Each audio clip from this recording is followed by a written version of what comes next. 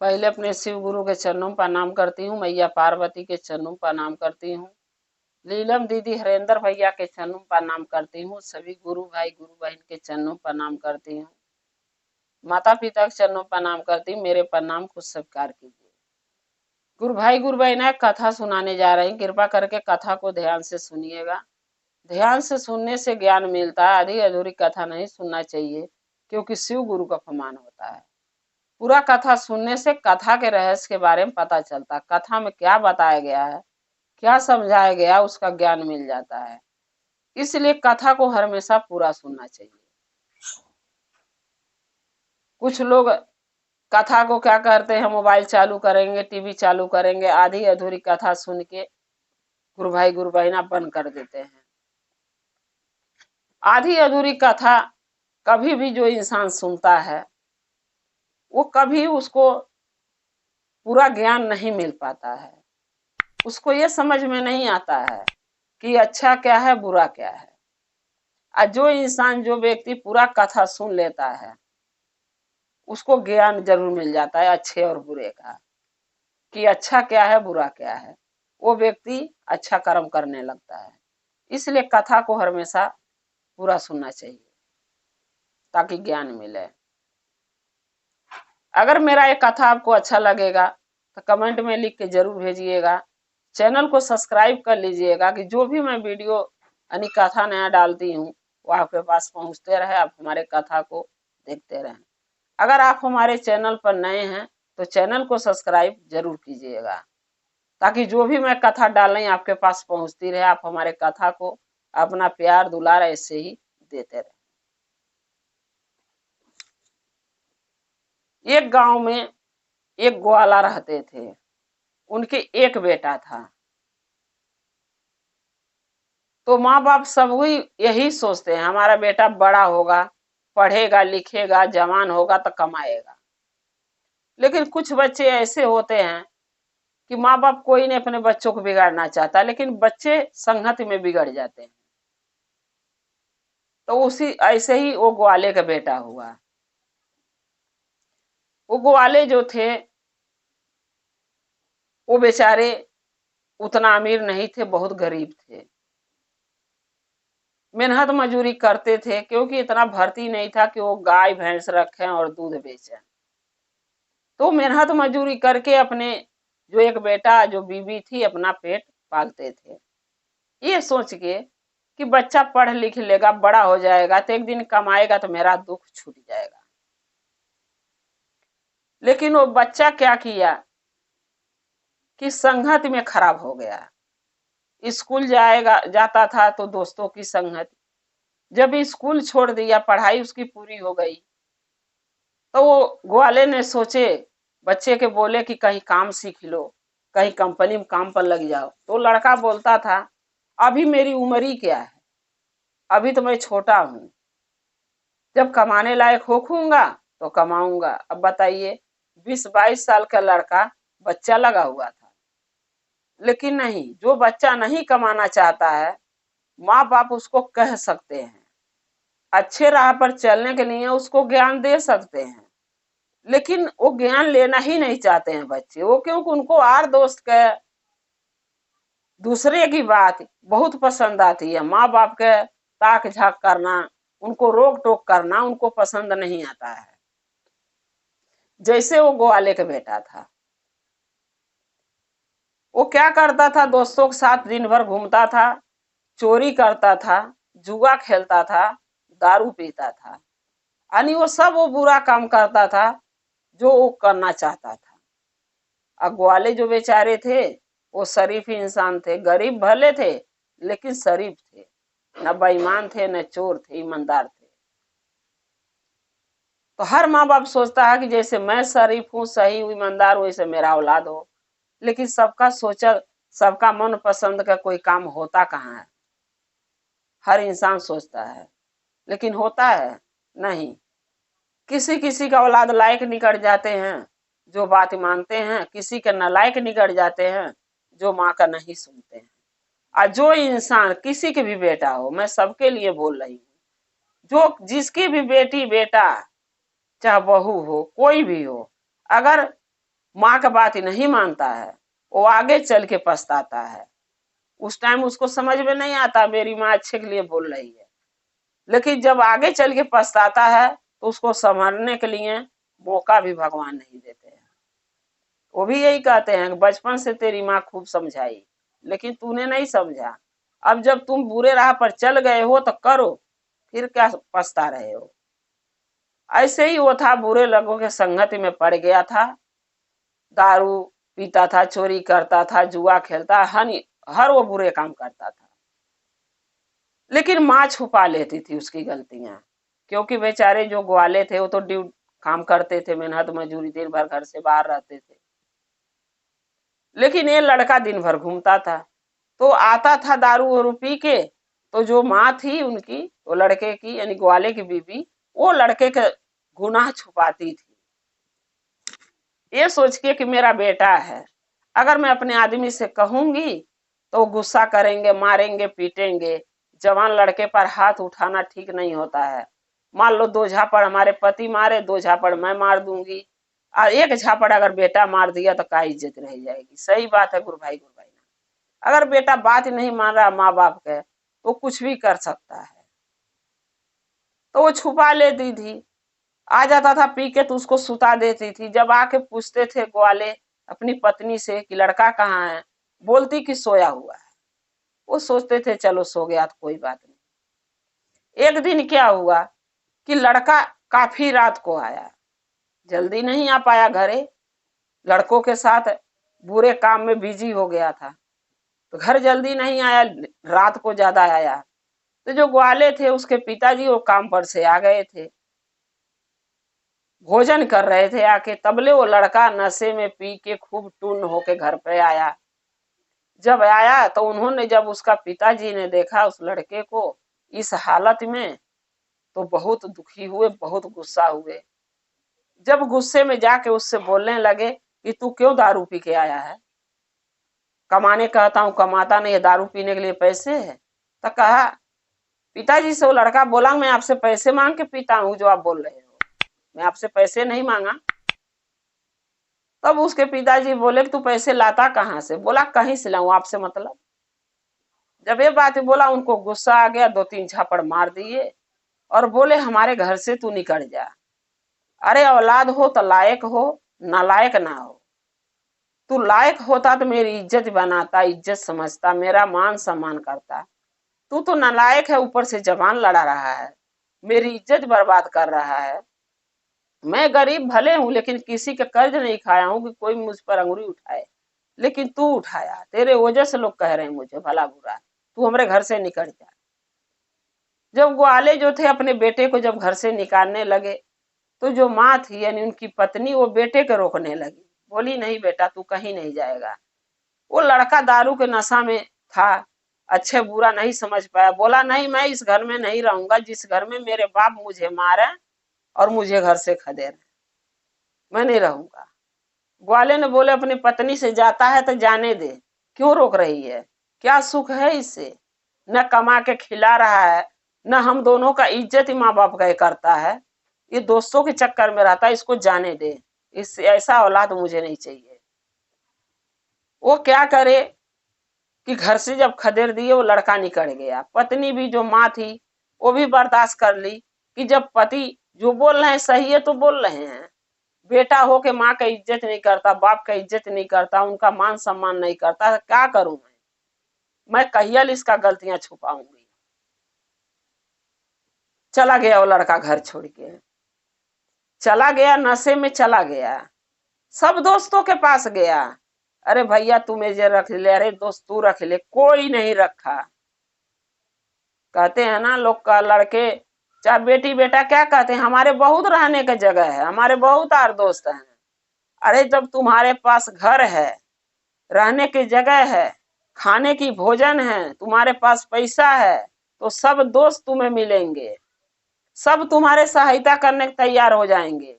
जहिया ये सब चीजें तुम्हारे पास नहीं रहेगी, न घर न मकान न पैसा न दौलत न धन, तहिया तुम्हें कोई नहीं पूछेगा। जैसे दूध में मक्खी गिरती है तो लोग निकाल के फेंक देता है, उसी तरीके दूध में गिरी हुई मक्खी की तरह तुम्हारे दोस्त निकाल के तुम्हें फेंक देंगे और तुम्हें बात भी नहीं तुम्हारा पूछेंगे, तुम्हारा दुख भी नहीं पूछेंगे, तुम्हारे से मिलेंगे भी नहीं। क्यों नहीं मिलेंगे? ये सोच के कि ये तो गरीब है, घर से निकाला गया है, इसके माँ बाप खदेड़ दिए हैं और मेरे पास रहेगा तो मेरा ही खाएगा, इसलिए नहीं रखेंगे। और जब तुम्हारे पास सब कुछ रहेगा भरा पूरा तो सब तुम्हें पूछेगा। इसीलिए माँ बाप में और दूसरे में दोस्ती में देखो कि दोनों में सही है कौन, तुम्हारे माँ बाप अपने हैं कि तुम्हारे दोस्त अपने हैं।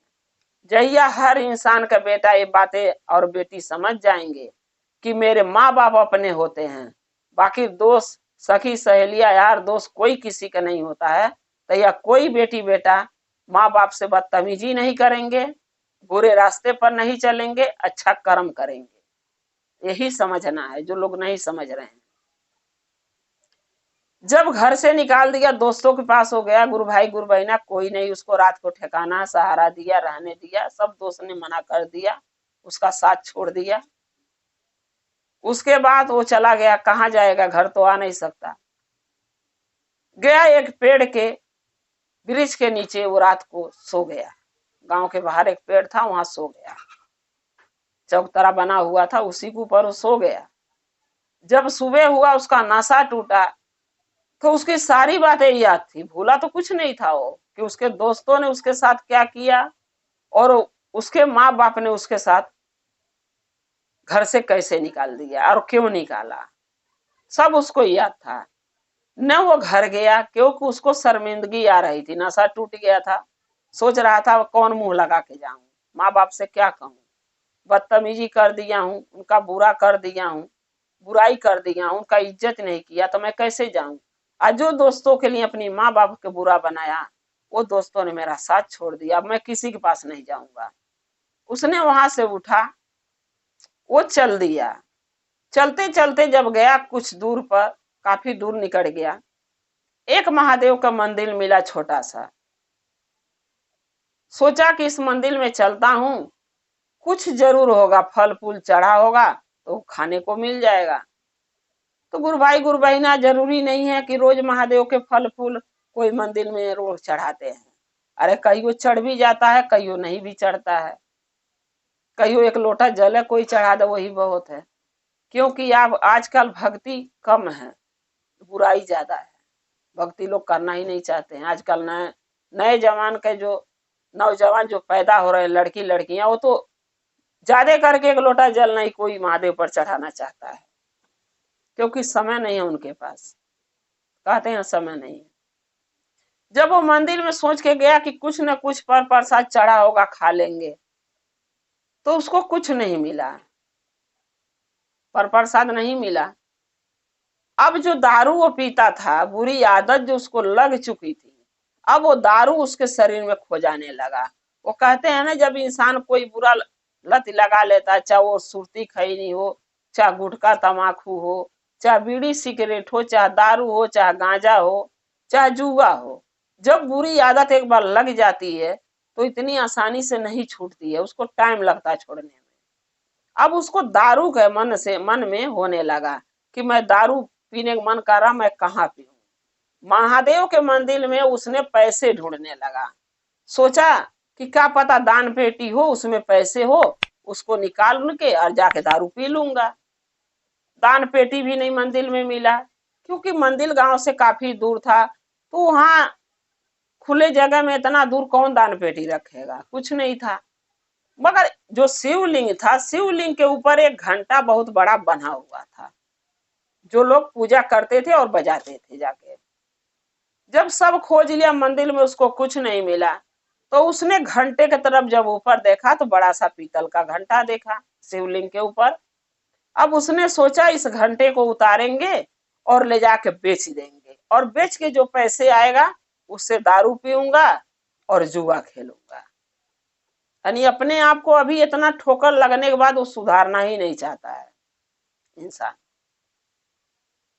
अब वो क्या किया, वो घंटी जो था उसको उतारने के लिए लगा कोशिश करने, कोई जुगाड़ नहीं, क्योंकि घंटी काफी ऊपर था।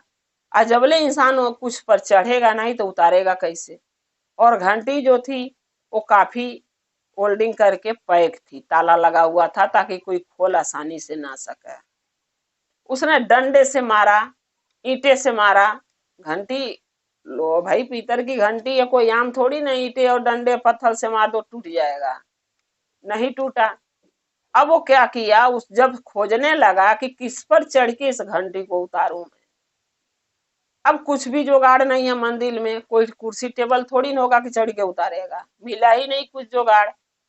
उसको एक दिमाग में बुद्धि आ गया कि इसी शिवलिंग पर चढ़ के हम घंटी को उतार सकते हैं, बाकी तो कुछ है नहीं चढ़ने लायक ऐसा। क्या किया वो लड़का, जो ग्वाले का लड़का था, वो शिवलिंग पर चढ़ गया। शिवलिंग पर चढ़ के घंटी दोनों हाथ पकड़ के और घंटी को उतारने लगा।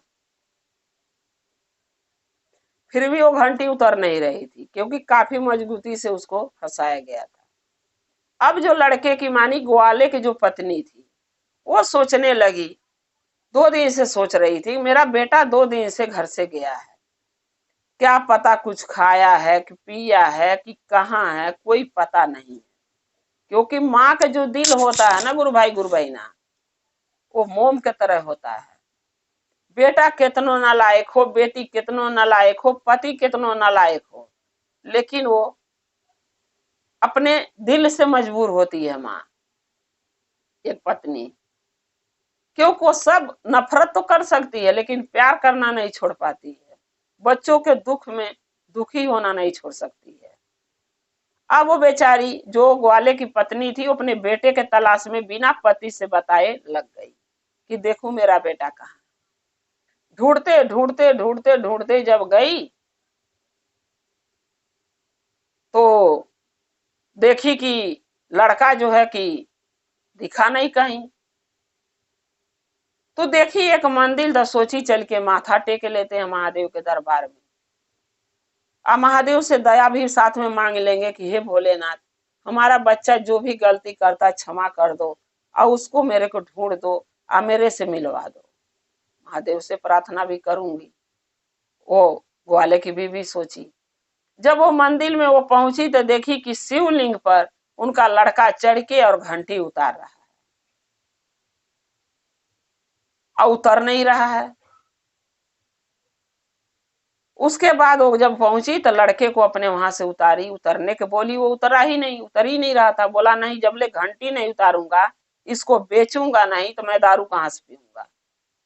बोली बेटा उतर जो, मैं कहीं से पैसा जुगाड़ करके दूंगी, लेकिन उतर जो। वो चाहती थी कि कैसो उतरे झूठ फूट बोल के, लेकिन वो नहीं उतर रहा था। अब महादेव सोचने लगे कैलाश पर बैठे बैठे कि अगर मैं नहीं इसके सामने प्रगट होऊंगा, क्योंकि जो ग्वाले की पत्नी थी वो महादेव की शिष्या थी, वो महादेव के पूजा भक्ति बहुत करती थी, लेकिन फिर भी महादेव से इतनी गरीब थी, कुछ नहीं मांगती थी। आजकल के लोग मांगते हैं, पहले डिमांड रखते हैं महादेव से कि हमके ये दो तो मैं ये करूंगी।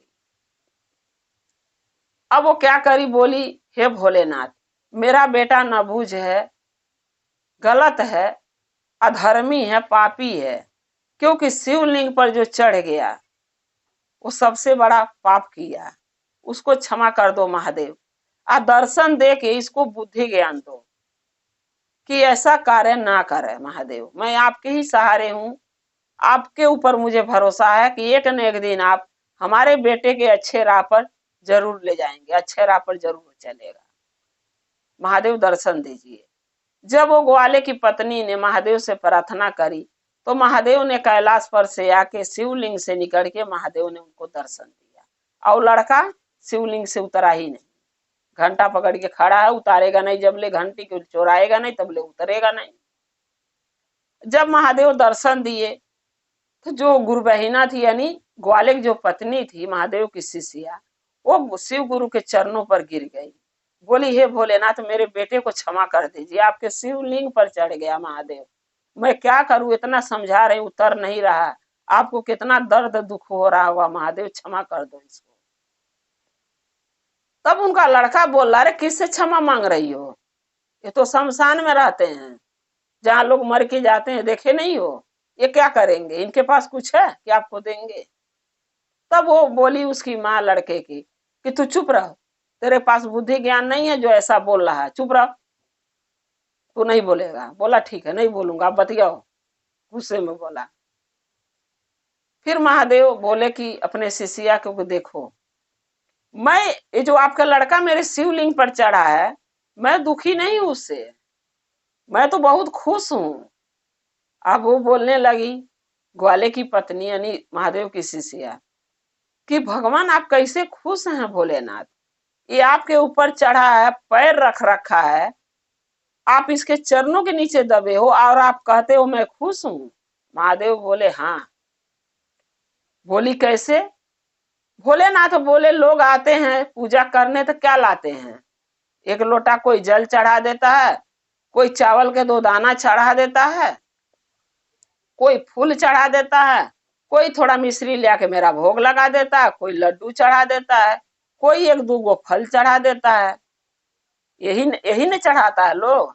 तो वो बोली ग्वाले की पत्नी की हाँ गुरु भोलेनाथ यही सब चढ़ाते हैं, आप यही खाते हो, भांग धतूरा, जो लोग बेलपत्र भांग धतूरा फल फूल जो जिसको सपरता चढ़ाता है। महादेव बोले कि भक्त हमारे तो ये सब चढ़ाते हैं, लेकिन ये भक्तों से ऊपर है, महाभक्त है। अब वो ग्वाले की पत्नी सोचने लगी, उस बच्चे की माँ, ये कैसे महादेव ऐसे बातें बोल रहे हैं कि भक्तों का भक्त महाभक्त मेरा बेटा कैसे बन गया। तो महादेव बोले तुम्हें समझ में नहीं आ रहा? बोली नहीं, आप समझाइए। तब भोलेनाथ बोले कि देखो, लोग जो आते हैं अगरबत्ती दिखाते हैं, जल चढ़ाते हैं, फूल चढ़ाते हैं, फल चढ़ाते हैं, मिश्री चढ़ाते हैं, यानी जो उनके बेलपत्र भांग धतूरा जो उनको सपरता चढ़ाते हैं, मैं स्वीकार सब करता हूँ, किसी को निराश नहीं करता हूँ कि मेरे को ये क्यों चढ़ाए, मेरे को क्यों नहीं चढ़ाए, नहीं, जो जिसको सपरता चढ़ाता सबका मैं प्रार्थना स्वीकार करता हूँ और सबका चढ़ाया हुआ भोग स्वीकार करता हूँ। लेकिन जो आपका बेटा है ये भक्तों से भक्त महाभक्त है। कैसे? लोग सामान चढ़ाते हैं, फल फूल प्रसाद बेल पत्र भांग धतूर लोग चढ़ाते हैं, 1 लोटा जल चढ़ाते हैं, कोई माँ ज्यादा खुश रहता है तो 1 लोटा दूध चढ़ा देता है, लेकिन आप तुम्हारा बेटा पाता है तुम्हें क्या चढ़ा दिया? बोली नहीं। बोले ये जो तुम्हारा बेटा है ये अपने आप को मेरे को चढ़ा दिया, यानी समर्पित कर दिया मेरे को अपने आप को, क्योंकि ये पूरे शरीर का भार लेके मेरे ऊपर चढ़ गया है, ये पूरी शरीर को मुझे चढ़ा दिया। तो भक्तों को भक्त महाभक्त हुआ नहीं, कोई भक्त अपने आप को मेरे को चढ़ाया है आज तक? अरे अपने आप के छोड़े, 1 अंगुली काट के कोई नहीं चढ़ा सकता, 1 अंगुली चीर के खून नहीं 1 बूंद कोई चढ़ा सकता किसी भगवान को। ये तो पूरा शरीर हमको दे दिया अपना, हमारे ऊपर चढ़ के हमें चढ़ा दिया। तब वो लड़के की जो माँ थी यानी ग्वाले की पत्नी तब बोली कि हाँ गुरुजी, ये बात तो मेरे समझ ही नहीं, अगर आप नहीं बताते तो मेरे समझ में तो आता ही नहीं। तब महादेव बोले कि ये सब भक्तों में इसका नाम महाभक्त में लिया जाएगा, क्योंकि अपने आप को मुझे सौंप दिया, अपने आप को मेरे को चढ़ा दिया, समर्पित कर दिया मेरे लिए, मेरे को अपने आप को। तब उस लड़के को बोले भोलेनाथ कि अब तू नीचे उतर। नीचे उतरा। बोले तू शिवलिंग पर चढ़ा क्यों था ये बताओ? बोला घंटा चुराने के लिए, घंटी चुराता, मैं बाजार में बेचता, दुकान पे पैसे आता तो मैं दारू पीता, जुआ खेलता, सब कुछ वो करता, क्योंकि पैसे नहीं है तो मैं कुछ नहीं कर पा रहा हूं। महादेव बोले ये घंटी तो तुझे नहीं मिलेगा। बोला क्यों? मैं बिना लिए जाऊंगा ही नहीं, मैं घंटी को मैं ले लूंगा तभी जाऊंगा यहाँ से। महादेव बोले जो तू मांगना है मांग, कि तेरे भक्ति से मैं बहुत खुश हूँ, क्योंकि तू अपने आप को मुझे समर्पित कर दिया, अपने आप को मेरे को चढ़ा दिया, पूरी शरीर मेरे को दे दिया तू अपना, तू जो मांगेगा मैं दूंगा, लेकिन घंटी को छोड़ दे। बोला क्या दे सकते हो, घंटी छोड़ दूं तो? बोले जो मांग, जो मांगेगा वो मैं दूंगा। अब देखो महादेव के ऐसी शक्ति कि उसने मांगा क्या, उसके शरीर में ऐसे महादेव प्रवेश कर गए कि जो धन का भूखा था, पैसे का भूखा था, चोरी करता था, दारू पीता था, जुआ खेलता था, हर वो बुरा काम करता था जो उसको नहीं करना चाहिए। जब महादेव मांगने के बोले तो क्या मांगा? धन नहीं मांग पाया, बोला मैं आपका भक्ति मांगता हूं, मुझे आपका भक्ति चाहिए कि मैं आपका भक्त बनूं। ये चीज से महादेव बहुत खुश हुए। सोचे बताओ, पैसे के लिए इसने घंटी चोरा रहा था, चोरी कर रहा था, और जब मांगने के बोला तो क्या मांगा? भक्ति चाहिए कि मैं आपका भक्ति करूं, आपका सेवक बन के आपके चरणों में लगा रहूं। तब भोलेनाथ बोले, हाथ उठाए, उसको आशीर्वाद दिए, बोले ठीक है, तुम्हारा कल्याण हो। फिर जो ग्वाले की पत्नी थी उनसे बोले कि तुम मेरी शिष्या हो, तुम क्या चाहिए, तुम्हें क्या मांग रही हो? अगर कुछ इच्छा है तो हमसे मांगो, क्योंकि आज मैं आपको भी दूंगा। आपके बेटे को तो दे दिया, जो मांगा आप मांगो, आपको क्या चाहिए? तब वो जो शिष्या थी महादेव गानी, ग्वाले की पत्नी, वो बोली कि हे भोलेनाथ, हमारे बेटे के भक्ति प्रदान करके, अच्छा ज्ञान प्रदान करके उसको पाप से मुक्त कर दिए। अब मैं आपसे क्या मांगू? महादेव बोले, नहीं, कुछ भी मांगो, जो कहोगी मैं दूंगा। बोली, हे महादेव, अगर आप कुछ देना चाहते हैं तो बस इतने ही मुझे दीजिए कि हमारे घर में 2 वक्त की रोटी, सुबह शाम 3 वक्त की रोटी मिलती रहे हमें। घर मकान जो हमारा टूटा फूटा है सही हो जा थोड़ा, बस उतने ही धन मुझे दीजिए कि हम, हमारे पति, हमारे बेटा भूखे न रहें, खाने से बच जा, ताकि लोगों के मैं खिलाऊं और लोगों के दान करूं, लोगों के सहायता करूं। बस उतने ही धन चाहिए मुझे, और मेरे को सहायता करूं, लोगों को सहायता करूं, लोगों के भले काम में लगाऊं, ज्यादा धन मुझे नहीं चाहिए। आया आपका भक्ति भाव करते रहूं। महादेव बोले, ठीक है, मैं तुम्हें भी देता। हाथ उठाए, उसको भी आशीर्वाद दे दिए। बोले, जाओ, तुम्हारे घर में कभी तुम्हें खाने पीने का कमी नहीं होगी, तुम्हारे रहने का मकान हो जाएगा, तुम्हारे वो हर चीज तुम्हें मिलेगा जो तुम्हारे जरूरत, जीवन के लिए जरूरी होगा, वो सब तुम्हें मैं दूंगा। महादेव उनको धन दौलत, उनको अपने खाने या जीने के अनुसार दे दिए। मकान बन गया, धन मिल गया। अब वो जो ग्वाले की पत्नी थी अपने बेटे के लेके घरे गई, वो लड़के के नाम का घोषणा करा दी, अपने नाम का घोषणा तो करा ही रखी थी, अपने पति के नाम का घोषणा करा दी।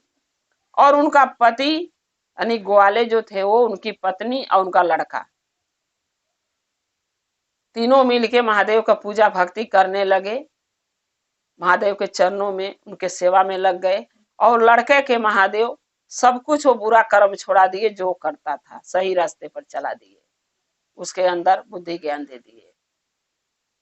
तीनों मिलके हंसी खुशी एक साथ रहने लगे, महादेव का सेवा करने लगे, महादेव का भक्ति करने लगे।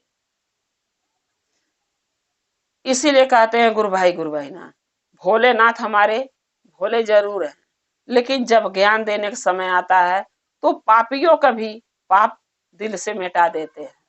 बस इतना है हमके और आपके करना है कि महादेव के प्रति ईमानदार रहें, भक्ति भाव करें, पूजा पाठ करें, चर्चा भजन करें, महादेव के गुरु बनाए, उनका शिष्या बने, शिष्य बने, और उनके चरणों में ईमानदारी से पूजा पाठ करके लगे रहें, सच बोला, सच के राह पर चला।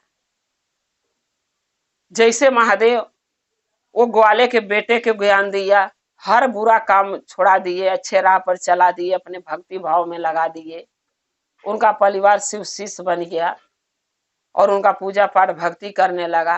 वैसे महादेव सबके बेटी बेटा पर दया करें, कृपा करें, परिवार पर, और सबको बुद्धि ज्ञान भोलेनाथ दें कि सब उनके चरणों में लगे रहें, अच्छे बुद्धि ज्ञान महादेव दें, और बुरा कर्म कोई ना करे।